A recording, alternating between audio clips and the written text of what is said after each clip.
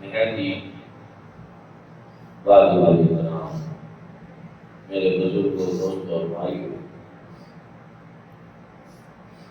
گزشتہ سے پیوستہ جمعۃ المبارک کے موقع پر میں نے جب حضور سیدی ضیاء الرحمن حضرت جسٹس پی محمد کرم شاہ الازہری رحمۃ اللہ تعالی علیہ آپ کی خدمات جلیلہ کا تذکرہ کیا تھا، تو میں نے ایک فتنہ کا ذکر کیا تھا جس کو فتنہ انکار سنت ہے۔ ان کا دعویٰ یہ تھا کہ ہم اہل قرآن ہیں اور ہم صرف قرآن کو ہی مانتے ہیں، قرآن ہی ہمارے لیے کافی ہے، ہمیں سنت مبارکہ کی کوئی ضرورت نہیں ہے۔ اور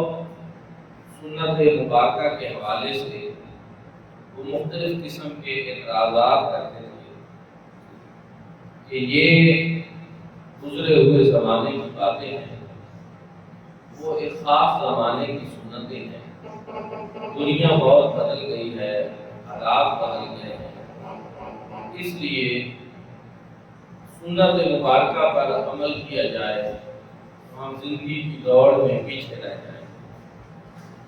اور بھی انہوں نے اعتراضات کیے، تو میں اس مختصر سی نشست میں یہ چاہتا ہوں، میں نے یہ ذکر بھی کیا تھا، موقع ملا ابھی میں سنت مبارکہ کی حجیت، اس کی اہمیت، اس کی فضیلت، اس پہ بات کروں گا۔ احباب ذکر کا قرآن مجید فرقان حمید کے بارے میں یہ کہنا کہ ہم اہل قرآن ہیں، صرف قرآن پہ عمل کریں گے، یہ اس وقت تک ممکن ہی نہیں جب تک انسان صاف سنت مبارکہ پہ عمل کرے،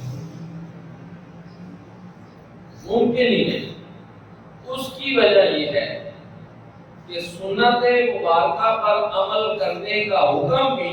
دراصل قرآن مجید میں یہ قرآن کا ہی حکم ہے کہ جس طرح تمہارے لیے قرآن ضروری ہے، اسی طرح تمہارے لیے مصطفیٰ کریم صلی اللہ علیہ وآلہ وسلم کا فرمان ہے، یہ حکم بھی قرآن کا ہے۔ اصل میں جو اہل قرآن اپنے آپ کو کہلاتے ہیں، جب ہم ان کا جائزہ لیتے ہیں تو وہ سارے قرآن پہ عمل نہیں کرتے، وہ اپنے من پسند قرآن پہ عمل کرتے۔ ورنہ قرآن میں تو یہ بھی موجود ہے، حضور علیہ السلام کی اتباع ضروری ہے، حضور علیہ السلام کی اطاعت بندی ہے، حضور علیہ السلام کی سنت مبارکہ بھی ہمارے لیے بڑی ضروری ہے۔ بہت سی آیات، ایک آیت سے بھی یہ ثابت نہیں، بہت سی آیات ہیں، آیات کثیرہ ہیں، لیکن میں وقت کی تنگ دامانی کو ملحوظ رکھتے ہوئے کچھ آیات بینات آپ کی خدمت میں پیش کرتا ہوں، ترجمہ بھی، تفسیر بھی۔ سارا ذخیرہ پیش کرنے کے لیے تو کئی نشستیں درکار ہیں۔ اللہ رب العزت نے قرآن مجید فرقان حمید میں ارشاد فرمایا، قل ان کنتم تحبون اللہ فاتبعونی یحببکم اللہ۔ اے محبوب ارشاد فرما دیں کہ اگر تم اللہ سے محبت کے دعویدار ہو، اللہ سے محبت کرتے ہو، فاتبعونی، تو بس میری اتباع، میری راہ پہ چلو، میری سنت کو اختیار کرو۔ نتیجہ کیا ہوگا؟ یحببکم اللہ، تو اللہ تمہیں اپنا محبوب ہے۔ اتباع مصطفیٰ کریم صلی اللہ علیہ وآلہ وسلم کا نتیجہ اور اس کا ثمرہ یہ ہے کہ بندہ محبوب خدا ہے۔ اب آپ غور کریں اس میں کہ ایک ہے کہ اگر تم اللہ سے محبت کے دعویدار ہو، ان کنتم تحبون اللہ، کہ بندے یہ دعویٰ کریں کہ ہم اللہ سے محبت کے دعوے دار۔ اللہ سے محبت کا دعویٰ یہ اس وقت تک سچ ثابت ہی نہیں ہو سکتا جب تک کہ حضور نبی کریم صلی اللہ علیہ وسلم کی اتباع ہے، حضور علیہ السلام کی اطاعت نہ کی جائے اور حضور نبی کریم صلی اللہ علیہ وآلہ وسلم کی سنت مبارکہ پہ عمل نہ کیا۔ یحببکم اللہ، اللہ نے اپنا محبوب بنا، تم محبوب خدا بن جاؤ، ایک بہت بڑا مقام تمہیں نصیب ہو جائے گا۔ دوستانی دلکار تو پتہ ہی چلا کہ اللہ سے محبت کا دعویٰ بھی تب قابل قبول ہے جب حضور نبی کریم صلی اللہ علیہ وآلہ وسلم کی اتباع۔ پھر مزید ارشاد فرمایا وَيَغْفِرْ لَكُمْ ذُنُوبَكُمْ، اللہ تمہارے گناہ بھی معاف کرے گا، جو لفظیں تم سے ہوئی، جو خطائیں سرزد ہوئی، اللہ رب العزت کو بھی معاف کرے گا۔ حضور علیہ السلام کی اتباع، اتباع کس کو کہتے ہیں؟ ایک شخص چلے اور وہ اپنے قدموں کے نشان چھوڑ کر جائے اور دوسرا شخص پھر انہی قدموں کے نشانات پہ چلتا جائے، اتباع اس کو کہتے ہیں۔ ایک شخص چل رہا ہو، وہ قدموں کے نشانات پیچھے چھوڑ کر جائے،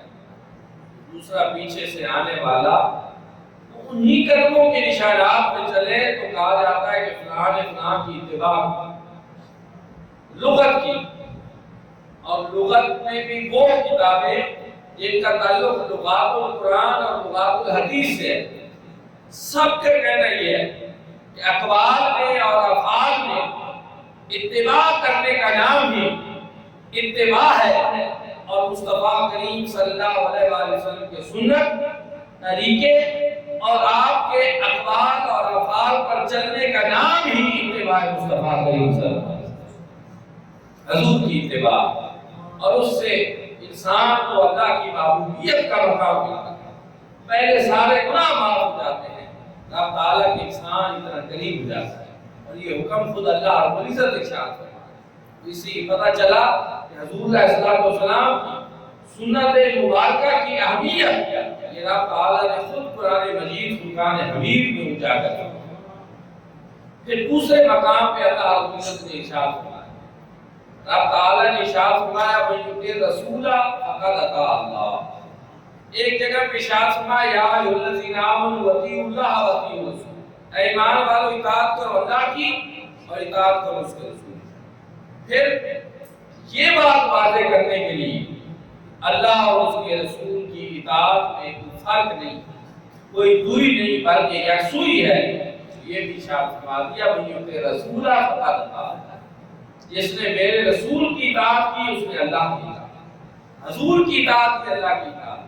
اتباع کا مفہوم بھی وہی ہے، اطاعت کا بھی وہی ہے کہ حضور علیہ السلام کی سنت پہ چلنا، حضور علیہ السلام کے طریقے پہ چلنا۔ ایک تیسرے مقام پہ قرآن مجید فرقان حمید میں اللہ رب العزت نے مقصد رسالت کو واضح کرتے ہوئے رب تعالیٰ نے ارشاد فرمایا کہ وَمَا أَرْسَلْنَا مِن رَّسُولٍ إِلَّا لِيُطَاعَ بِإِذْنِ اللَّهِ، کہ ہم نے کسی رسول کو بھیجا ہی نہیں ہے مگر اس مقصد کے لیے کہ اس رسول کی اطاعت کی، اس رسول کی اطاعت کی جائے۔ رسولوں کو بھیجنے کا مقصد ہی ہے کہ ان کے پیچھے چلا جائے، ان کے نقش قدم پہ چلا جائے، ان کی سیرت کو اپنایا جائے، ان کی سنت مبارکہ پر عمل کیا جائے۔ مقصد رسالت کی رب تعالیٰ نے قرآن میں یہی بیان کیا۔ اس لیے وہ کہنے والے جو یہ کہتے ہیں کہ ہم صرف قرآن پہ عمل کریں گے، پھر ہم ان سے کہتے ہیں کہ پھر سارے قرآن پہ عمل۔ اسی قرآن میں اللہ نے یہ ارشادات بھی بیان کیے جن میں حضور علیہ السلام کے پیچھے چلنے کا حکم دیا، حضور علیہ السلام کے نقوش پاک کو خطر راہ بنانے کا۔ یہاں سنت خیر الانام میں وہ کتاب جو حضور عالمت نے اسی فتنہ انکار سنت کے رد میں لکھی، حضور عالمت فرماتے ہیں اتباع مصطفیٰ کریم صلی اللہ علیہ وآلہ وسلم وہ اکسیر ہے کہ جس سے جاں بلا بری سفایا ہو، وہ اکسیر ہے جس سے جاں بلا بری جو ہے وہ شفایا ہو۔ اور پھر اسی میں آپ یہ بھی بتا دیتے ہیں کہ جتنی وبائیں آتی ہیں، جتنی بلیات آتی ہیں، جتنی پریشانیاں آتی ہیں، ان سب کا سبب حضور علیہ السلام کی اتباع سے دوری، قرآن و سنت سے دوری ہے۔ اور یہ میں اس ضمن میں بھی کہہ رہا ہوں کہ آپ دیکھ رہے ہیں کہ فی زمانہ ہمارے مال مویشی میں وبائیں ہیں، اس سے پہلے کرونا تھی اور اب سیلاب کی صورت میں جو صورتحال ہو رہی ہے، تو اس میں بھی اس کا گہرا تعلق ہے کہ اگر ہم حضور نبی کریم صلی اللہ علیہ وسلم کی اتباع کریں پھر اللہ پاک ہمارے اوپر راضی ہو، پھر اللہ تعالیٰ جب راضی ہوتے ہیں پھر انسان اس طرح کی مشکلات سے دوچار نہیں۔ اور دوستان دل کا پھر وہ لوگ جو سنت سے انحراف کرتے ہیں، جو سنت مبارکہ پہ نہیں چلتے، رب تعالیٰ نے قرآن پاک میں ان کو خود منافق فرمایا، ان کو قرآن میں اللہ نے فرمایا کہ یہ لوگ منافق ہیں۔ رب تعالیٰ نے ارشاد فرمایا وَإِذَا قِيلَ لَهُمْ تَعَالَوْا إِلَىٰ مَا أَنزَلَ اللَّهُ وَإِلَى الرَّسُولِ رَأَيْتَ الْمُنَافِقِينَ يَصُدُّونَ عَنْكَ صُدُودًا، جب ان سے کہا جاتا ہے کہ آؤ اس چیز کی طرف جو اللہ پاک نے نازل کی اور اس کے رسول کی طرف آؤ،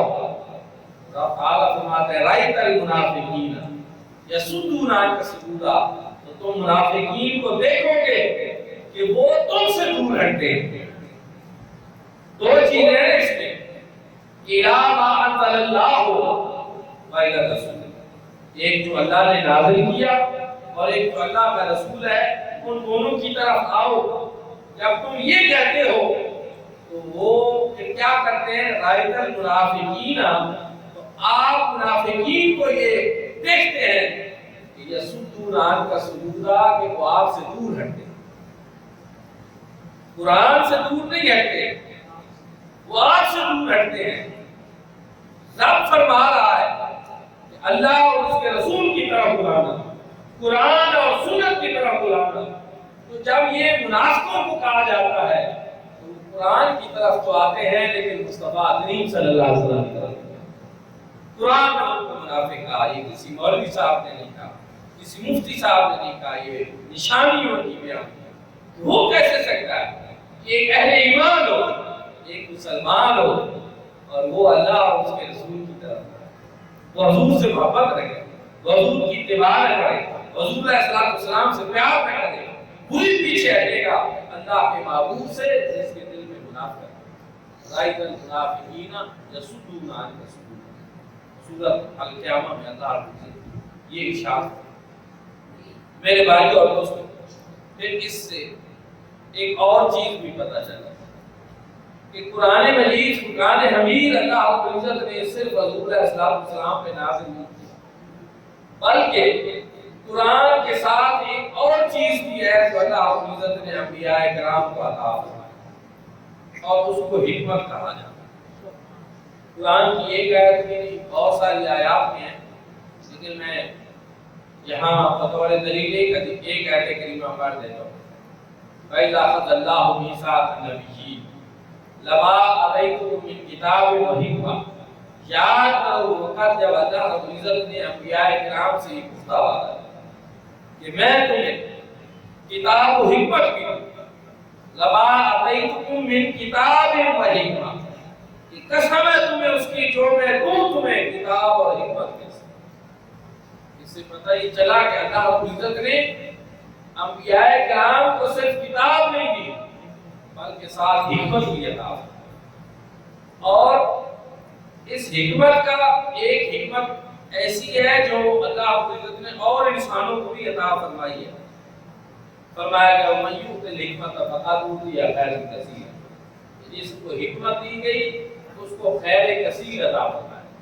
وہ حکمت اور انسانوں کو بھی دی گئی ہے، لیکن جس حکمت کی ہم بات کر رہے ہیں یہ وہ حکمت ہے جو اللہ رب العزت نے انبیاء کرام پر نازل فرمائی۔ اس حکمت کا ملکہ انسان کے اپنے اندر پیدا ہوتا ہے، انسان حکیم ہوتا ہے، دانا ہوتا ہے، وہ حکمت ہوتی ہے اس کے اندر، تو وہ والی حکمت انسان کے اپنے اندر ہوتی ہے، لیکن انبیاء کی جو حکمت ہوتی ہے وہ انبیاء کی حکمت اللہ رب العزت ان کے اوپر نازل کرتا ہے، منزل من اللہ، جس طرح قرآن پاک انبیاء پر نازل ہوتا ہے، یہ حکمت بھی ان کے اوپر نازل ہوتی ہے، اور اسی حکمت کا نام جو ہے وہ سنت مبارکہ، یعنی جس طرح قرآن اللہ کا نازل کرتا ہے اسی طرح حکمت بھی اللہ کی نازل کرتا ہے، اور حکمت سنت مبارکہ ہے، اور جس طرح قرآن کا ماننا ضروری ہے اسی طرح مصطفیٰ کریم صلی اللہ علیہ وسلم کی سنت کا ماننا، جس طرح قرآن پہ عمل کرنا ضروری ہے اسی طرح سنت مبارکہ پر بھی، اسی لیے اللہ قرآن مجید فرقان حمید میں شامل، جب جبریل امین قرآن لے کر نازل ہوتے تو حضور علیہ السلام شروع میں صاف جلدی جلدی پڑھتے تاکہ کہیں کوئی بات بھول نہ جائے، تو اللہ رب العزت نے جب دیکھا کہ میرا محبوب یہ صاف جلدی جلدی پڑھ رہے ہیں، تو میں محبوب آپ کو اتنا جلدی کرنے کی کوئی ضرورت نہیں ہے، آپ اپنی زبان کو اتنا تیزی سے حرکت نہ دیا کریں، لا تحرک بھی لسانک لتعجل به ان علینا جمعہ وقرآن، محبوب آپ اپنی زبان کو اتنی زیادہ تیزی سے حرکت نہ دیں، یہ قرآن جو ہے اس کو آپ کے سینے کے اوپر نازل کرنا اور اس کا آپ کو یاد کرانا یہ ہم نے اپنے ذمہ میں لیا، یہ ہمارے ذمہ ہے، آپ اس لیے اس کو اتنا جلدی جلدی یاد کرنے کے لیے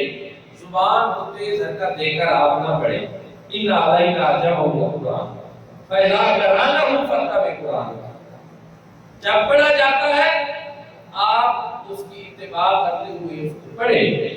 ثم ان علینا بیان، پھر فرمایا جو اس کا بیان ہے قرآن پاک کا وہ بھی ہمارے ذمہ ہے، بیان کیا ہے قرآن پاک، کہ قرآن مجید فرقان حمید میں اللہ رب العزت حضور علیہ السلام کو کیا فرمانا چاہتے ہیں، قرآن میں اللہ رب العزت کا مقصود کیا ہے، رب تعالیٰ کا منشا کیا ہے، رب تعالیٰ چاہتے کیا ہے، کہ جو قرآن نازل کیا گیا اس میں میرے بھائیوں اور دوستوں اس کا حضور علیہ السلام کو پتہ ہونا اس لیے ضروری ہے کہ وہ قرآن سب سے پہلے سینہ مصطفیٰ پہ نازل ہے، اگر حضور علیہ السلام کو بھی نہ پتہ ہو کہ قرآن میں اللہ کیا چاہتے ہیں تو پھر نزول قرآن کا وہ مقصد باقی نہیں ہے، حضور علیہ السلام کو پتہ ہونا ضروری ہے، اور اس پتہ ہونے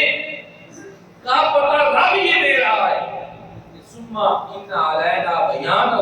اس کا جو بیان ہے معلوم وہ بھی ہمارے ذمہ ہے، ہم آپ کو بتائیں گے کہ ہم اس قرآن سے آپ سے کیا چاہتے ہیں، ہمارا مقصد کیا ہے، یہ ہم نے کیوں نازل کیا ہے، میرے بھائی اور دوستوں جب رب یہ اعلان کرے کہ یہ قرآن پڑھایا بھی معلوم ہم نے آپ کو ہے اور سکھایا بھی ہم نے ہے اور چاہتے بھی ہم کیا ہیں، پھر مجھے آپ بتائیں دنیا کے اندر ایک ہستی ہی ہے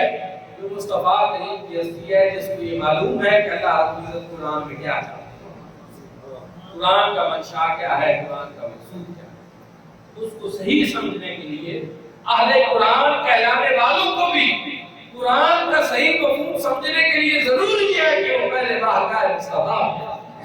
پہلے چوکھٹ مصطفیٰ پہ، دروازہ مصطفیٰ پہ حضور کے فرامین کو سنیں اور اس سے سمجھیں کہ اللہ رب العزت کیا چاہتا ہے۔ میں یہ وقت کم ہے ایک دو مثالیں عرض کر دیتا ہوں، اللہ رب العزت نے ارشاد فرمایا اقیموا الصلاۃ، نماز قائم، آپ مجھے بتائیں کہ جس طرح کی ہم نماز پڑھتے ہیں اس طرح کی ساری نماز کیا قرآن مجید فرقان حمید سے ثابت ہے؟ میرے بھائی اور دوستو قرآن سے جو چیز ثابت ہوتی ہے وہ فرائض میں سے یا پھر اس سے کم دلیل سے جو ثابت ہوتی ہے وہ واجبات میں سے، پھر اس میں سنتیں بھی،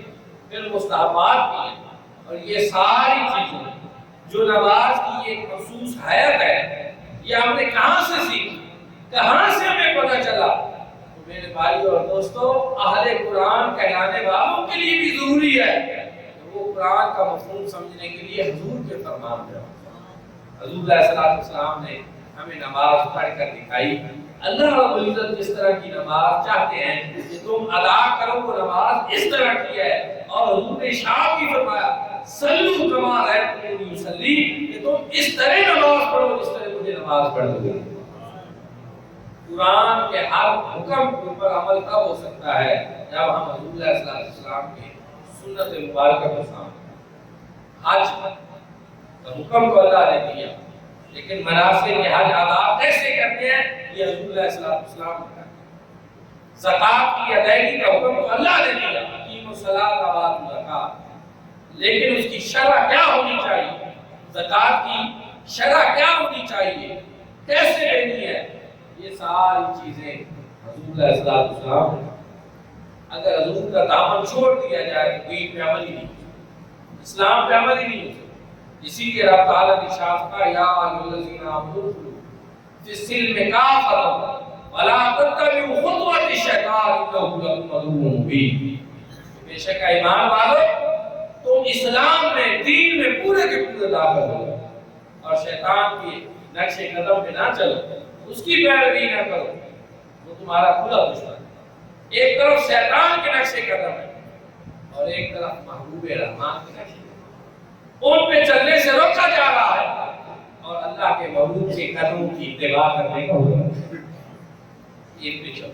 हुजूर की सुन्नत पे चलो, हजूर सल्लल्लाहु अलैहि वसल्लम। दोस्तान इनकार में सुन्नत मुबारक की अहमियत और फजीलत पे ये आज पुरानी बयान की, फिर कभी मौका मिला तो हदीस मुबारक भी इसमें पढ़ेंगे, वो भी बयान करेंगे और बहुत सारी चीज़ें हैं क्योंकि वक्त का जामा कम होता है, एक ही मजलिस और महफिल में ये सारा कुछ बयान करना मुमकिन नहीं होता। अल्हम्दुलिल्लाह इसीलिए हम जो आज सुन्नत वल जवाब हैं, हम इसीलिए अपने आप को सुन्नत वाले और जमात वाले कहेंगे, क्योंकि ये कुरान मजीद, कुरान हमीद यही चाहता है कि हम सुन्नत वाले भी बने और साथ जमात वाले।